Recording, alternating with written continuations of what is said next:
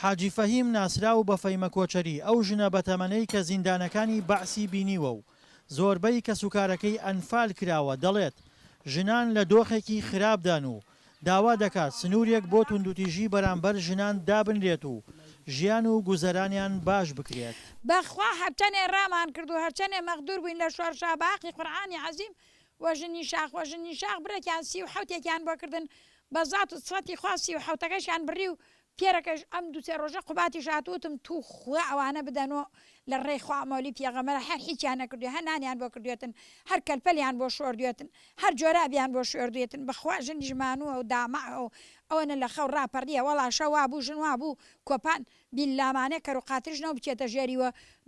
دوو پرپۆڵی بوو ئەچوو ئەیدا پێشمەرگە بیداتە خۆیان. حاجی فەهیم کە تا ئێستا ژیانی هاوسەری پێک نەهێناوە و لە سەردەمی شاخدا پێشمەرگە بووە و وەک خۆی دەڵێت کوشتن و پێشێلکاری بەرامبەر بە ژنان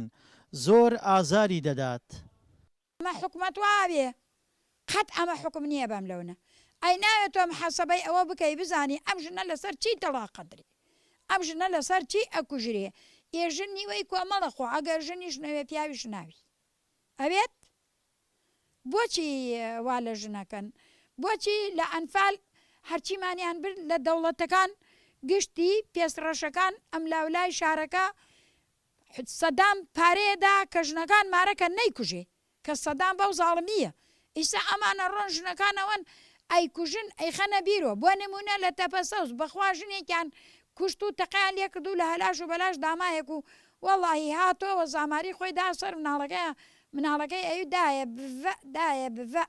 لەو لاوە هات ئەوە کوڕێکە بێ بتانۆم بەخوا بردی کوشتی خستیە بیرێکۆ لە هەلاش و بەلاش. ئەو ئێستا بەتەنها لە خانوویەکی وێرانەدا لە ناحەی ڕزگاری ناوچەی گەرمیان ژیان بەسەر دەبات بەڵام وەک خۆی دەڵێت تەنها داواکاری ئەو باشکردنی بارودۆخی ژنانە. لەیرەوە ماتۆر چوومە قڵاچۆلان بەخوا چەند زەلامی حەزیەکەی بۆ هەڵەدەم وتم بیکەن لە ڕێی خوا مەولی پێغەمبەرە با هێزێ ژنانمان بوێ وەڵڵاهی نەیان کرد. ئەلعان ئیسا بیاڵن من هێزێکی ژنانەکەم ئیسا ئەلعان حالێن وعدەی 24 سعات ئەگەر 150 ژنم نەهاورد لێن قوبڵ مەکە و بۆ تاعینات و بەری بکەمە بەریە بەرایە ژن چەکشەر دوێ خۆشم یارمەتیان بۆم چەکیان بۆ بسێن بزانم هێلن نایل. هەڵکشانی ڕێژەی توندوتیژی بەرامبەر بە ژنان و کوژرانی سەدان کچوژن لە ماوەی ساڵانی ڕابردوودا دەیان ڕێکخراوی نێودەوڵەتی و ناوخۆیی هێناوەتە خەت بۆ هۆشیارکردنەوەی کۆمەلگا و سنووردانان بەرامبەر بەو پێشێلکاریانەی کە بەرامبەر بە ژنان و کچان ئەنجام دەدرێن. دڵشاد ئەنوەر، دەنگی ئەمریکا، پارێزگای کەرکووک.